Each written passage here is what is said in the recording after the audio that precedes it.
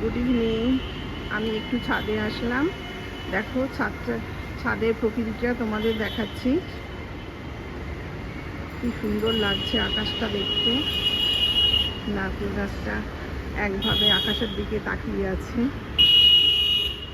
চলো তোমাদের আমি কিছু জিনিস দেখো। ছাদের এদিকটাও দেখো, কত নারকেল গাছ একভাবে নালিয়ে রয়েছে।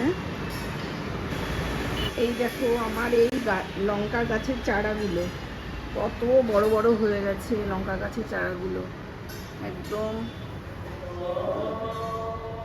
টবের নিচ থেকে দেখাচ্ছি।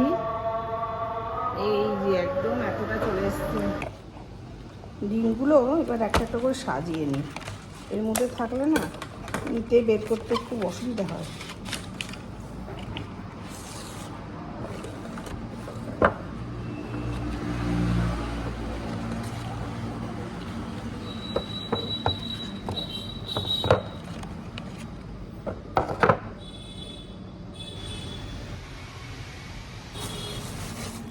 তো এখন ছাড়াবো ওই লঙ্কাগুলো।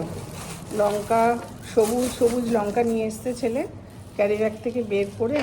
এই লঙ্কাগুলো, এর মধ্যে একটা লাল লঙ্কা আছে। এই লঙ্কা আমার খুব ভীষণ ভালো লাগে আর কি।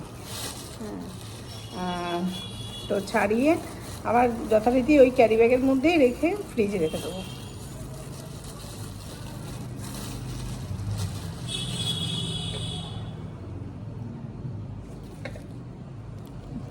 এই দেখো আরেকটাও আছে।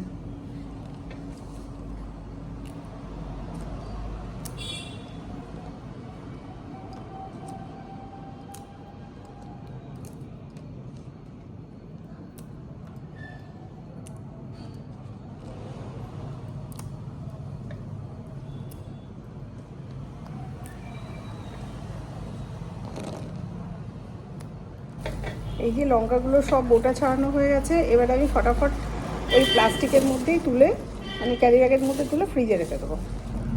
ধোবো না, ধুলে তো পচে যাবে। সবজি ধোয়াও যায়, কিন্তু ধুয়ে তোমাকে শুকাতে হবে, মুছে ভালো করে পরিষ্কার করে তারপরে শুকনো শুকনো করে তারপরে রাখতে হবে। নালে তো দুদিনের মধ্যে পচে যাবে, খাওয়া যাবে না, ফেলে দিতে হবে। তো এই এতটা হলো, এই ফ্রিজে রেখে দেবো। তোমাদের আরেকটা জিনিস দেখাই। এই দেখো বাতাবি লেবু, বর্ষাকালের বাতাবি লেবু। মানে এর রঙটা দেখে আরও বেশি খেতে ইচ্ছা করে, তাই না? এইভাবে মানে এখন ডিনারে আমি করব দই কাতলা। তো দই কাতলার জন্য আমি কি কি নিয়ে নিয়েছি দেখো। তো আমি নিয়ে নিয়েছি এখানে 7 পিস কাতলা মাছ। তো এটা লবণ আর গোলমরিচ দিয়ে ম্যারিনেট করে রেখেছি।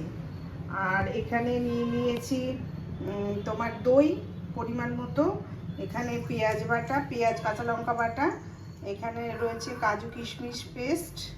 এখানে তো জলটা রয়েছে। আর এখানে আদা রসুনের পেস্ট রয়েছে। আর এটা তো ফোড়নের জন্য দেব।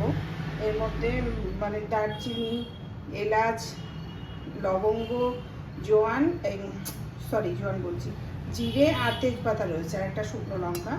এগুলো আর মশলা তো আছেই, ধরো যেরকম মশলা দেয় তরকারিতে, লবণ, হলুদ, লঙ্কা গুঁড়ো সবই, এগুলো দিয়ে দেবো। আর